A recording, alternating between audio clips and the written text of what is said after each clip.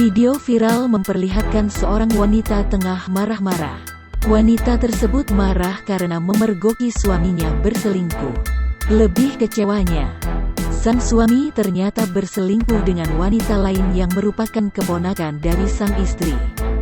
Video wanita tersebut pun viral di media sosial TikTok oleh akun @nursalamina5, Sabtu, tanggal 11 September tahun 2021.